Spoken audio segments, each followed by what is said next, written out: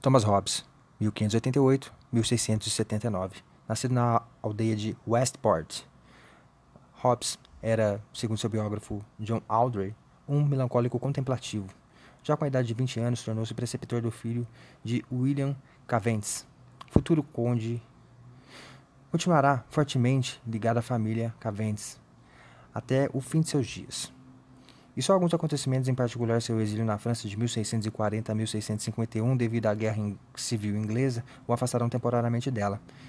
Nesse exílio, em 1646, ensinará matemática durante curto período ao príncipe de Gales, futuro Carlos II, também refugiado em Paris.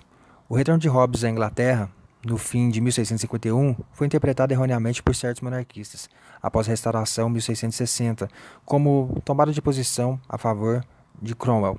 Sob a Prima Leviatã, publicada em 1651 em Londres, mas antes de sua partida da França, recebeu rapidamente a mesma interpretação entre os exilados, que em geral não gostavam dele. Em sua defesa, Hobbes dirá com justiça, em 1662, que, enquanto escrevia sua obra, Cromwell ainda não era Lord Protector, e ele não tinha nenhum meio de saber que este assumiria essa função.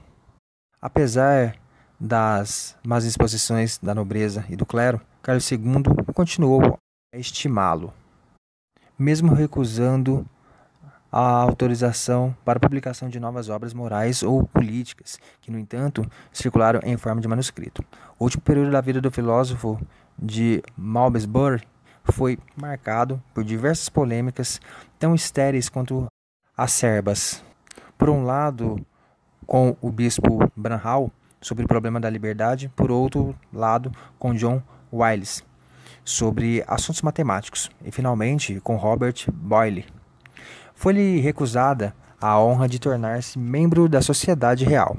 A evolução intelectual e o projeto filosófico de Hobbes são marcadas por momentos decisivos de sua vida pessoal, mas também e sobretudo pela crise vivida por sua época.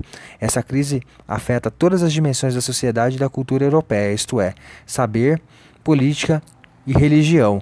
O que estava em jogo era a redefinição de seus objetos e a redistribuição de suas relações. A partir daí, todo o esforço do pensamento de Hobbes consistirá em definir as condições e os limites do verdadeiro conhecimento, em estabelecer os princípios que fundamentam as regras do jogo político e em determinar a situação e o papel da religião no Estado. Apesar do caráter mais ou menos artificial da divisão da evolução filosófica de um autor, parece distinguir-se três períodos de importância desigual para a constituição de sua obra. Primeiramente, um período humanista, desde o fim de seus estudos em Oxford em 1608 até 1630, data da segunda viagem ao continente. A primeira ocorreu em 1610, que imprimirá nova orientação a seu pensamento. Em seguida, em 1630 a 1658, são os anos em que Hobbes fixa, a partir de 1631, as três partes, corpo, homem e cidadão, do programa de seus Elementa Philosophiae, e as realiza, ainda que a iminência da guerra civil o leve a intervir a ordem previamente estabelecida.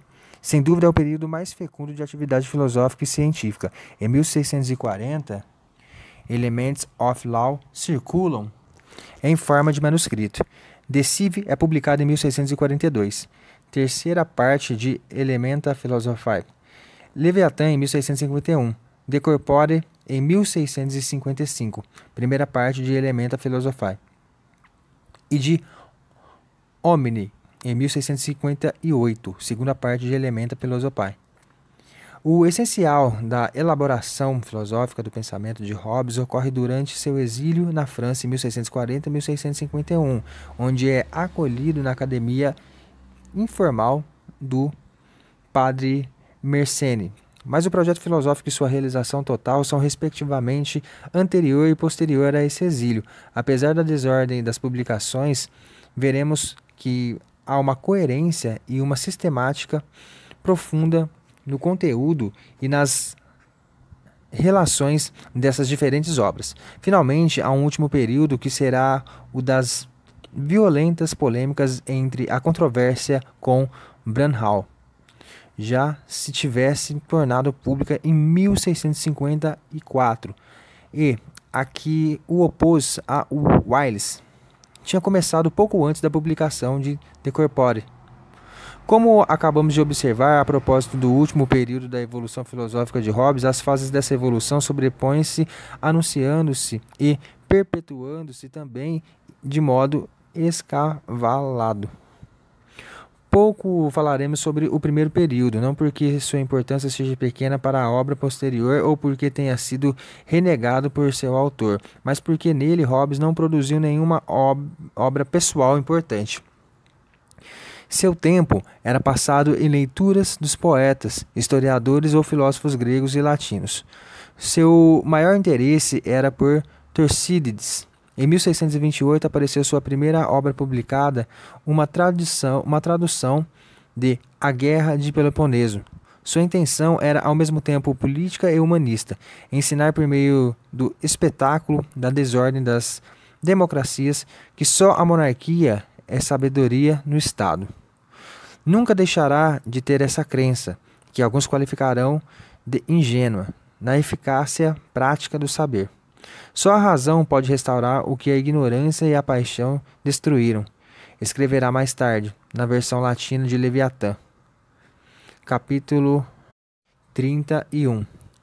Temos que esta obra seja posta no mesmo plano da República de Platão, de Utopia Atlântida e de outros tantos exercícios do espírito. Entretanto, não perca a esperança de que, no dia em que os reis íntegros considerarem com mais atenção os seus direitos e em que os doutores considerarem com mais atenção os seus deveres e dos cidadãos, esta doutrina, em virtude do costume, passa a ser menos rejeitada e, um dia, termine sendo acolhida em nome do bem público. Também nunca abandonei a leitura e a tradução dos autores gregos.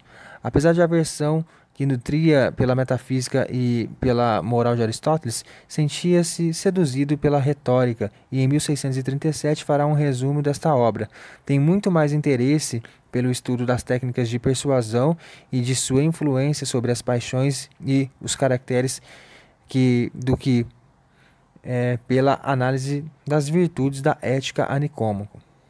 É possível mostrar aqui, como Léo Strauss, a importância disso para a elaboração de sua antropologia. Até o fim da vida conservará as afinidades da juventude com as obras da Grécia Antiga, traduzida a Ilíada e a Odisseia.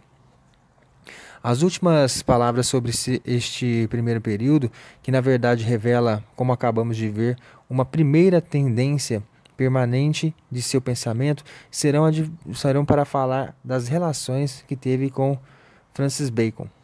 Sobre isso, sabemos pouquíssimo. Como toda a probabilidade, Hobbes deve ter sido secretário do chanceler entre os anos de 1621 e 1626. A influência desse último é muito controversa, e pode-se simplesmente supor que ele contribuirá para orientá-lo em direção à filosofia natural. Entretanto, em 1630, em circunstâncias muito especiais, que Hobbes vai tomar plena consciência da importância da filosofia natural e de dedicar-se ao essencial de sua atividade. Inaugura-se, assim, o segundo período da evolução de seu pensamento, o da obra propriamente dita. Progressivamente, Hobbes vai dando configuração sistemática às suas novas reflexões filosóficas e científicas. A isso será levado pela matemática, ou mais exatamente pelo método da geometria. Numa biblioteca particular de Gênebra, depara com uma cópia dos elementos de Euclides. Fica impressionado com o encadeamento dedutivo das proposições. Ao contrário da álgebra, a geometria parece o modelo do método científico. Assim que volta à Inglaterra, redige um tratado publicado pela primeira vez por Tones, em 1889, com o título de A Short Tract of First Principles. Nele, Hobbes tenta aplicar o raciocínio dedutivo à filosofia natural no sentido mais amplo. A verdade é função do raciocínio que, a partir dos princípios universais da natureza física e de definições claras permite deduzir conhecimentos mais complexos sobre a fisiologia, em especial a visão e a psicologia. Short Tract é um texto importante para marcar uma transição.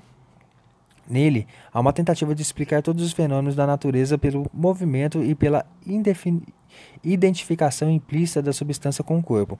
Assim, embora certas teses continuem sendo de inspiração aristotélica e escolástica, a intenção explícita de Hobbes, como mostra Brandt, é aplicar o mecanismo ao mundo das coisas e ao universo mental. As mesmas regras governam o conjunto do universo. A qualidade perde objetividade em favor da quantidade e do movimento. Ademais, nesse período, encontram-se dois princípios fundamentais que se converterão em constante do seu pensamento.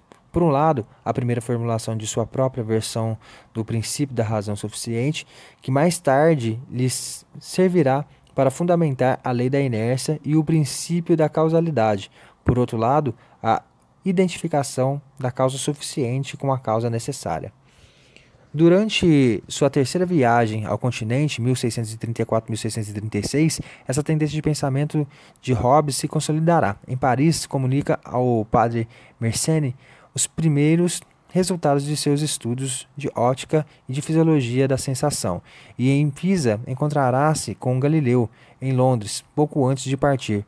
Procurará em vão um exemplo de diálogo sobre os dois sistemas do mundo, de autoria deste último. A partir daí, para Hobbes, Galileu será aquele que abriu para o homem as portas da filosofia natural como conhecimento da natureza do movimento. Em 1637, Hobbes elabora o plano completo de sua filosofia, Corpus Homo Civis. São duas as partes principais da filosofia, que corresponde aos dois tipos de corpo que conhecemos, a natureza e o político, sendo uma obra da natureza e o outro obra da vontade e da razão. Mas a filosofia civil, por sua vez, comporta duas partes, a ética e a política, pois esta última requer previamente o conhecimento das afeições, das disposições e dos costumes dos homens.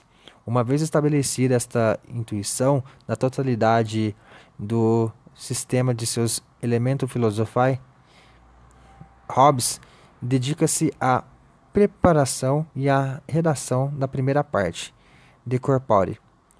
Numa carta de 1637, Digby exprime seu desejo de ler a lógica que Hobbes já teria redigido, mas a obra completa, de que temos vários esboços, ainda que anunciada em várias ocasiões no período de exílio, só aparecerá em 1655. Várias razões podem explicar esse atraso, e provavelmente os fatores principais são os menos externos que internos à obra. A este respeito, temos boas razões para acreditar que a leitura dos Princípios da Filosofia de Descartes, publicada em 1644, de que se encontram os numerosos vestígios de De Corpore, na sua forma acabada, muito contribuiu para isso.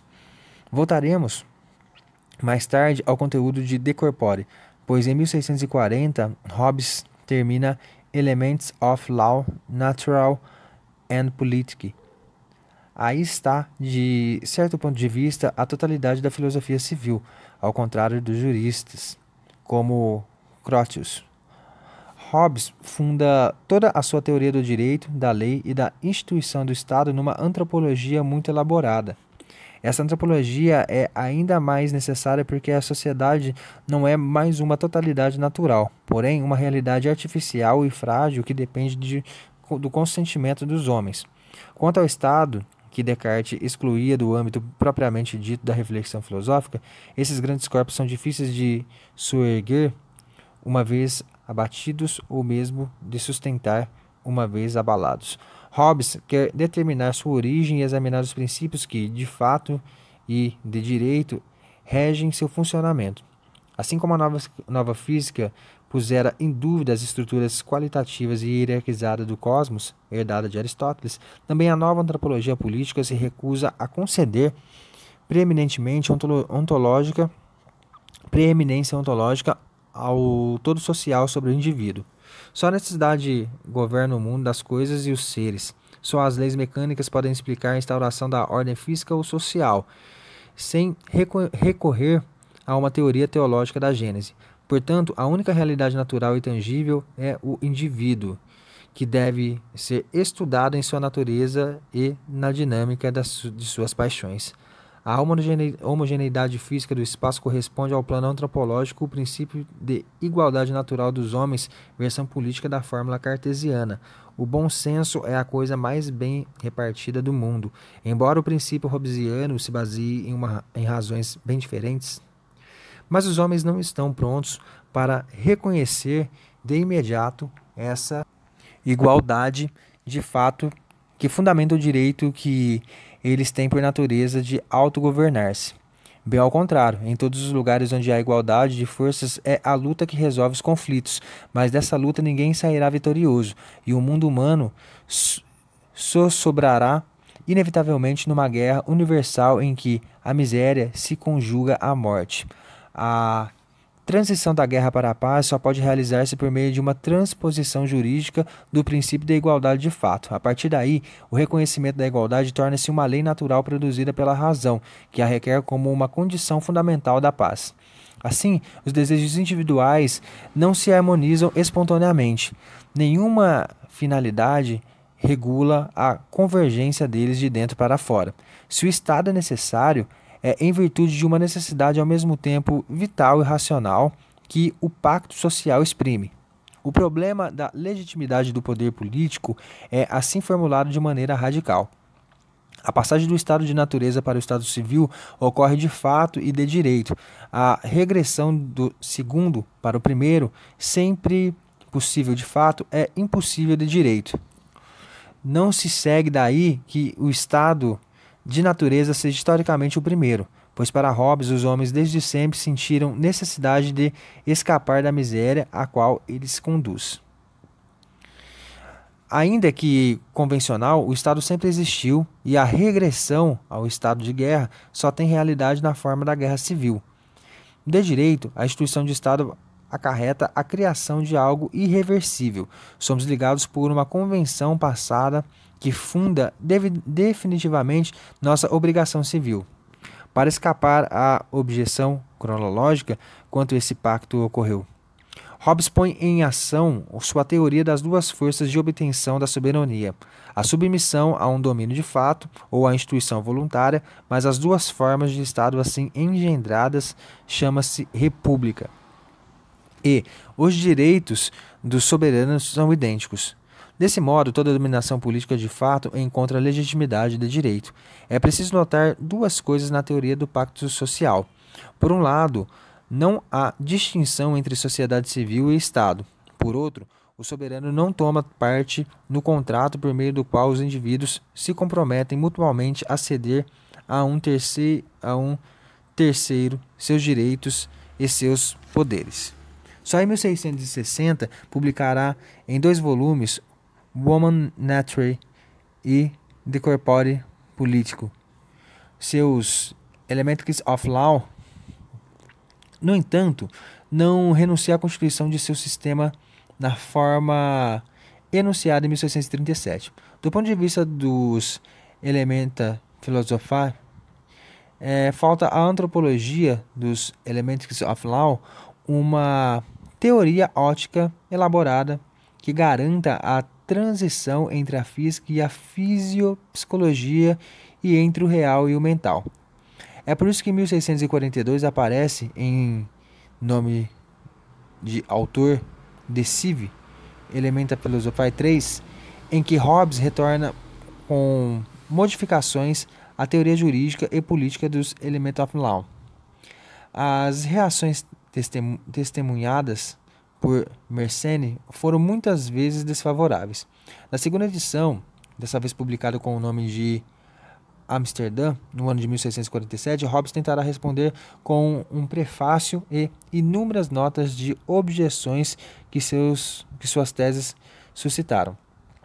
Em primeiro lugar, o nome não é mal por natureza, porque as afeições da alma que prevêm da natureza animal não são má em si mesmas.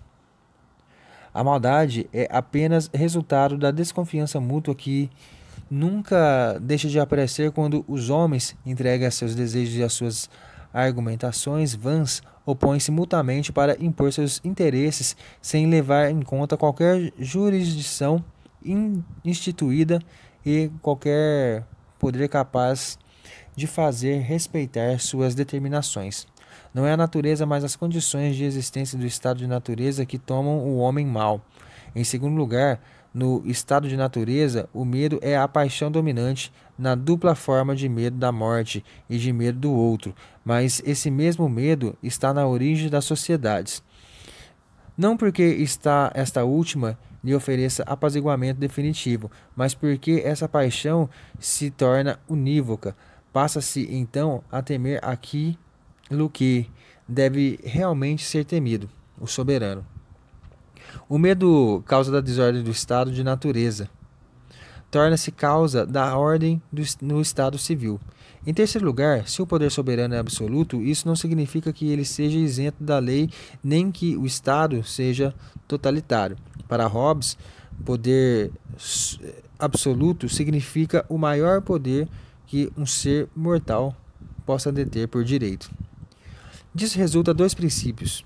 Por um lado, o soberano não depende de uma instância humana qualquer, e por outro, seu poder é ilimitado no tempo ou nos campos em que é exercido.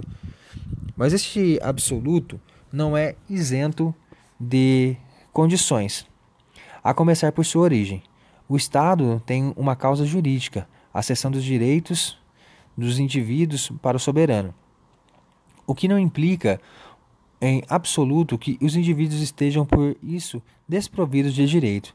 Na verdade, existem direitos inalienáveis, como por exemplo o de resistir à violência, mesmo a exercida legitimamente pelo Estado na forma de punição, ou o de recusar-se a obedecer em certas circunstâncias. Do ponto de vista da finalidade, o Estado deve garantir a segurança e a paz, e não o fazendo. Os indivíduos recuperarão o direito natural de proteger-se e defender-se com suas próprias forças. Do ponto de vista do exercício, o poder absoluto do soberano não se identifica com a vontade do príncipe, tanto de fato quanto de direito. De fato, porque ao enfraquecer e oprimir os súditos, o príncipe se enfraqueceria também e se exporia ao risco de provocar desordem precursoras de revoltas e guerras civis. De direito, porque tudo o que o soberano faz não é ipso facto legítimo, e a própria justiça não teria mais sentido se ele não agisse em conformidade com a justa razão, ou seja, segundo as prescrições de tais leis naturais. De tal modo que o poder soberano em Hobbes é menos absoluto que a vontade geral em Rousseau. Assim, nunca se verão brotar da pena de Hobbes certas teses do contrato social, referentes à recusa de obedecer ou à pena de morte. Finalmente, há quem recusa a dedução do caráter absoluto do poder político, argumentando que a história nunca o produziu. Hobbes responde opondo a realidade do poder às representações imaginárias que é possível ter dele. Todo Estado, seja ele democrático ou monárquico, por ser soberano, dispõe de um império absoluto, seja qual for a imagem que transmite de si mesmo. Ao contrário do que talvez se esperasse dele, Hobbes não foi ideólogo da monarquia absoluta, e, a esse respeito, a reação de Descartes à leitura do De Cive é iluminada. Tudo o que posso dizer do livro De Cive é que acredito ser seu autor o mesmo que fez as terceiras objeções contra minhas meditações, e que o acho muito mais hábil em moral do que em metafísica ou física.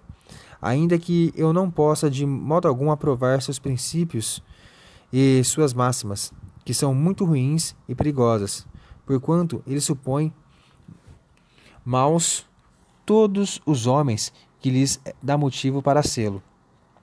Toda a sua finalidade é escrever a favor da monarquia, o que poderia ser feito com mais proveito e mais solidamente do que ele faz, adotando-se máximas mais virtuosas e sólidas. Não vejo como ele pode eximir seu livro de ser censurado. Como observa Descartes nesse trecho que data de 1642, o autor de The Sieve é exatamente o mesmo das terceiras objeções às meditações metafísicas, que Mersenne lhe mandará transmitir sem nenhuma indicação sobre a origem.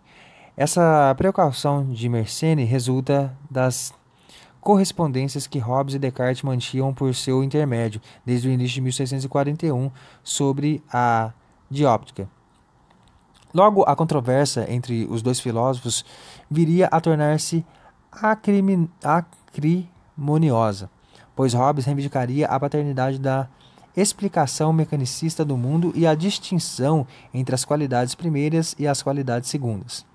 O conteúdo científico dessa correspondência versa sobre a questão do movimento e de sua determinação, bem como sobre o problema do choque e da estrutura da matéria. Opondo-se a Descartes, Hobbes sustenta que não se pode pensar o movimento sem sua determinação, que um movimento sem direção é uma impossibilidade lógica. Quanto ao problema da reflexão da luz, considera-se um exemplo particular de choque dos corpos e de seu rechaço. É a estrutura elástica da matéria que deve explicar por que um corpo resiste mais ou então menos à pressão de outro. Para ele, a dureza não se define pelo repouso, mas, ao contrário, pela agitação de uma matéria sutil. Como referência a esses dois pontos, Leibniz identificará Hobbes mais tarde como um de seus precursores. A oposição a Descartes será mais radical ainda no domínio da metafísica. Em suas objeções, que foram transmitidas a Descartes no fim do mês de janeiro de 1641, Hobbes questiona as teses maiores das meditações metafísicas, a saber, o lugar reservado ao cogito, a teoria da ideia, o conceito da substância e a origem da ideia de Deus. Toda a crítica repousa nos dois princípios hobbesianos do conhecimento, o empirismo e o racionalismo. Em nome do empirismo, ele recusa a teoria das ideias inatas. Todo conhecimento provém dos sentidos, e só o uso das palavras no raciocínio nos possibilita superar a particularidade sensível da ideia e emitir afirmações universais. Há grandes diferenças entre imaginar, ou seja, ter alguma ideia, e conceber entendimento, ou seja, concluir, raciocinando que alguma coisa é ou existe. Ora, Hobbes censura em Descartes o fato de ter confundido essas duas operações, no caso do cogito e no caso da ideia de Deus. Não temos ideia alguma de Deus, nem da alma, nem da substância. Trata-se sempre de uma conclusão racional que, embora legítima, ultrapassa aquilo que somos capazes de imaginar. Contra o cogito, Hobbes nega a própria existência de um ato de reflexão pelo qual o pensamento se perceberia a si mesmo imediatamente numa intuição clara e distinta. Se concluirmos legitimamente do ato de pensar a existência de uma coisa que pensa, nem por isso se segue que essa coisa é um pensamento. Ao contrário, a razão pela distinção entre o sujeito e o ato leva a concluir que essa coisa que pensa é alguma coisa corpórea. Paradoxalmente, é o exemplo do conhecimento do pedaço de cera que Hobbes toma como paradigma do conhecimento que temos de nós mesmos. Tanto de um lado como de outro há uma inferência racional e não intuição de ideias.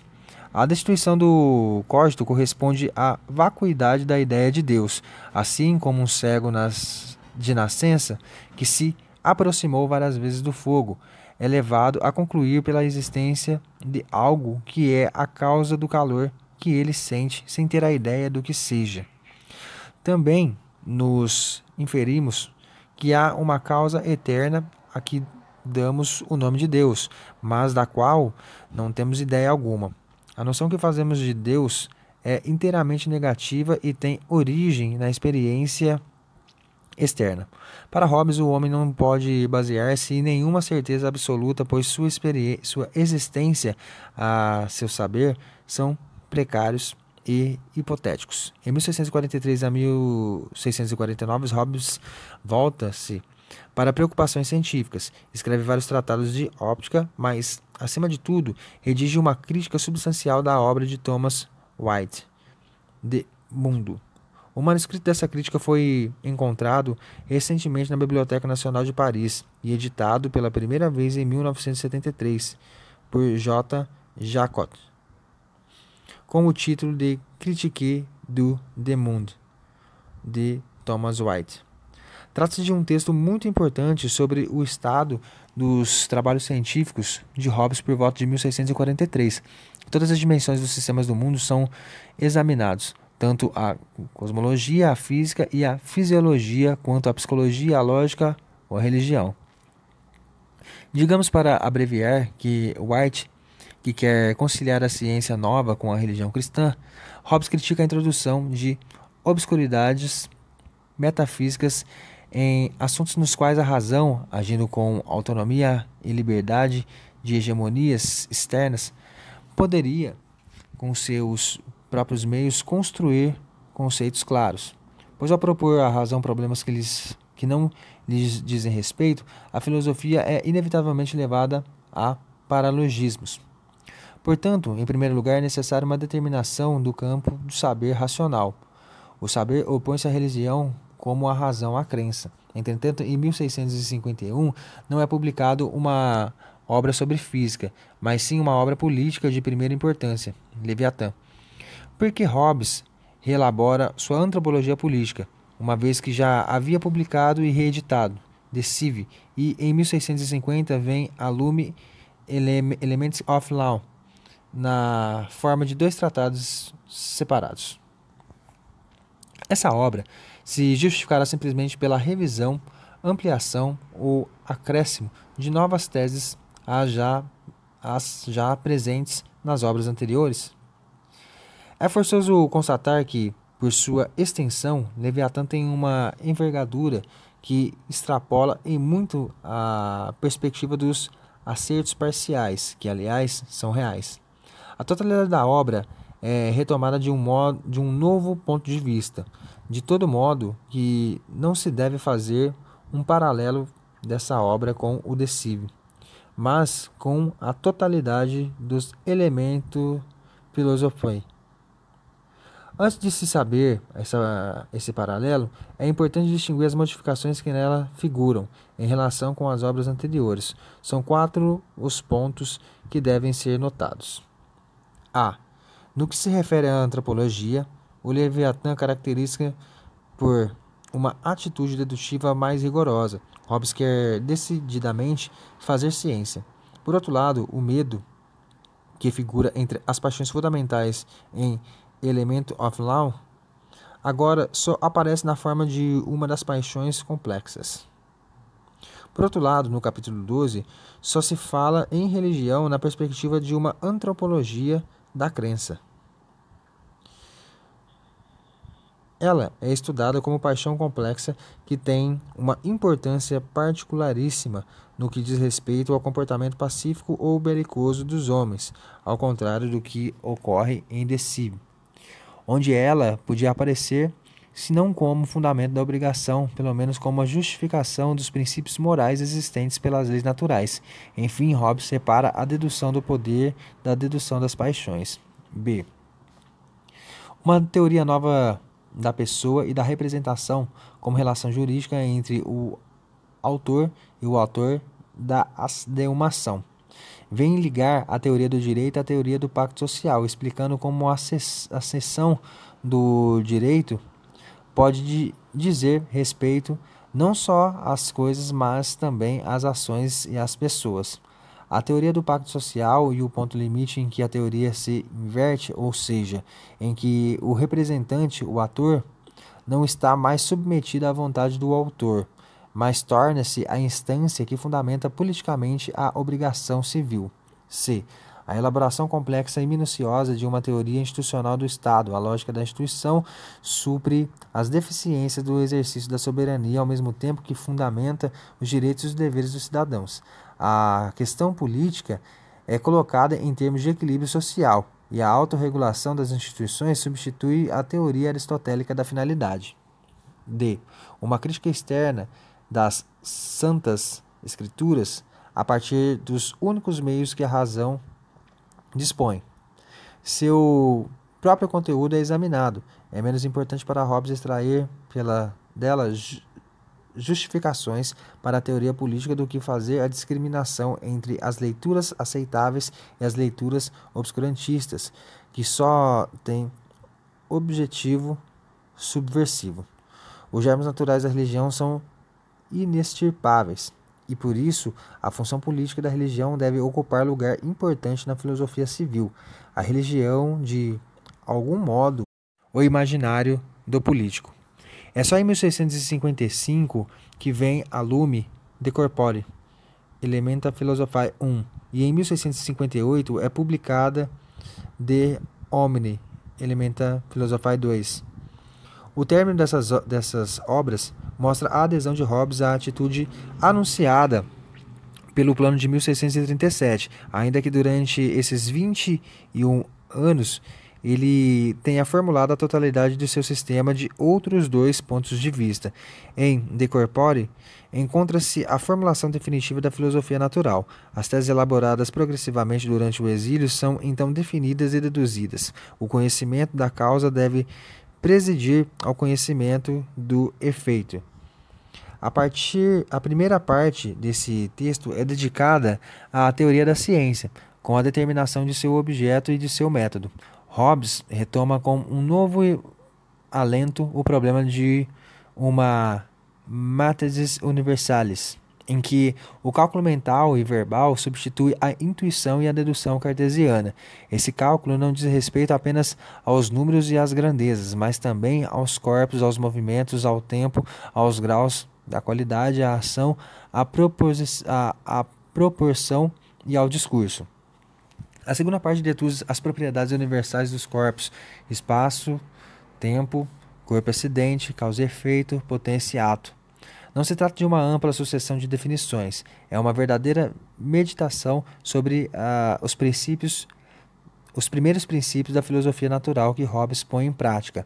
A terceira parte diz respeito ao estudo da natureza do movimento, a teoria do conatus e do ímpetus. Desemboca no cálculo da força. A quarta parte, chama propriamente física, é dedicada ao estudo da natureza, não mais de um ponto de vista abstrato, mas do modo como ela se apresenta à nossa percepção sensível. Isso explica a inversão do método. É a partir do efeito, o fenômeno sensível, que é preciso remontar à causa possível. A causa do nível da física e do real não pode mais ser simplesmente deduzida pela razão. Os comentadores com frequência insistirão na desordem das publicações, mas é imprescindível acrescentar que essa desordem não prejudica de modo algum a ordem sistemática. Há tanto malogro na filosofia hobbesiana quanto na filosofia leibniziana. Mas a organização sistemática só se revela quando se lhe descobre o fio condutor, a teoria do poder. O problema do poder é tratado em todos os níveis da filosofia física, antropológica ou política. Nos textos ingleses, Hobbes emprega a palavra power, mas nos textos latinos diferencia o poder em potentia e potestas. Potentia designa a potência ou a força, ou seja, capacidade de produzir ou sofrer efeito. Essa capacidade não encerra virtualidade alguma. E a potência é sempre em si mesma um ato, mas cujos efeitos dependem das condições exteriores. Trata-se, pois, de um conceito anti-aristotélico. Potestas designa a potência investida do direito, ou seja, a princípio, o poder político. Esse poder não é natural, mas artificial. O conceito de poder não é um conceito entre outros. É, ao mesmo tempo, origem, objeto e objetivo do saber. Origem porque o saber se baseia no poder de conhecer do homem. Objeto porque o saber é o conhecimento dos modos e das leis pelas quais as coisas e os seres agem uns sobre os outros ou se submetem à ação uns dos outros. Objetivo, porquanto a finalidade da ciência é o domínio pelo homem não só da natureza, mas principalmente de seu próprio destino. A ciência do poder é, portanto, física antropológica e política. É a ciência do homem tomada em dois sentidos. Um, tradicional, entendido em oposição à ciência divina. Não temos nenhum conhecimento de Deus. A teologia está definitivamente excluída do corpo da ciência. O outro, moderno, em que se trata de estabelecer um discurso dedutivo e rigoroso sobre o homem. A ideia de ciência do homem como ciência do poder organiza toda a obra de Hobbes, onde não há verdades inatas. É uma obra do homem cujo objeto é o homem. Para constituir essa ciência do homem, abrem-se três possibilidades que constituem as três vias da obra de Hobbes. A primeira é a do Elements of Law, a partir do estudo do poder cognitivo e motor do homem individual. Hobbes deduz a gênese do poder político. A segunda é realizada por Elementa Filosofia, cuja primeira parte, De Corpore, não começa por um exame das faculdades humanas, mas por uma crítica do próprio conceito de ciência, por meio de um exame de sua natureza, de seus instrumentos e de seus procedimentos, para chegar aos os princípios universais das coisas e a uma física do mundo sensível, na qual o conhecimento das causas se integra numa avaliação do poder de agir. O estudo do homem, que não passa de peça do sistema do mundo, vem em seguida. De homine. O conhecimento da natureza humana e do poder específico do homem desemboca numa teoria do estado da natureza. Em último lugar, deve ser colocada a teoria da instituição civil e do poder político, de Cive. A terceira via é a do Leviatã, é a ciência humana no sentido pleno, e o conhecimento é dogmático e crítico. O Leviatã tem, assim, posição dupla, sendo ao mesmo tempo parte da ciência, antropologia política e totalidade da ciência. Nesse sentido, a física e a cosmologia fazem, pelo menos implicitamente, parte da ciência do homem. Seremos muito breves com respeito ao terceiro período da evolução do pensamento de Hobbes, pois em 1658 ele dá seu sistema por concluído e não volta mais a ele de modo decisivo. Duas obras se destacam mais nesse período. Por um lado, Behemoth, que é uma história das causas da Guerra Civil Inglesa, e por outro, a Dialogue Between a Philosopher and a Student of the Common Laws of England, em que ele critica as teses do jurista Edward Coke. Para Hobbes, não é o costume que faz a lei civil, tampouco aquilo que os juristas têm por verdade, mas sim as ordens do soberano. Contudo, a maior parte da atividade de Hobbes consistirá em responder aos ataques que sofre de todos os lados. A polêmica com o bispo Brougham começa já em 1645, mas entrou para o domínio público em virtude de sua publicação em 1654, sem o consentimento de Hobbes, de um texto em que ele retomava sistematicamente suas respostas aos objetivos do bispo. A partir daí, o conflito entre os dois só fará crescer. Em 1656, Hobbes publica The Question Concerning Liberty, Necessity and Chance, e em 1668 escreve An Answer to Bishop Brownham's book, called The Question of Leviathan, cuja publicação será póstuma em 1682. Hobbes refuta a noção de livre-arbítrio, a seu ver contraditório por supor uma ruptura no encadeamento das causas. Liberdade e necessidade não se opõem, pois agir voluntariamente não é agir sem causa. Ademais, a ideia de livre-arbítrio humano traria à baila a questão da onipotência divina. Na controvérsia com Wiles sobre a questões matemáticas, Hobbes esgotará a maior parte de sua energia em busca da quadratura do círculo e da duplicação do cubo. Ficará afastado das correntes principais dos elementos matemáticos de seu século. Em particular, subestima o alcance da álgebra e desconfia de qualquer aritmetização da geometria. Mas não foi nesse período que se desenvolveu o essencial de sua obra. A vida de Hobbes teve a dimensão de seu século, de que ele sempre será uma figura filosófica maior.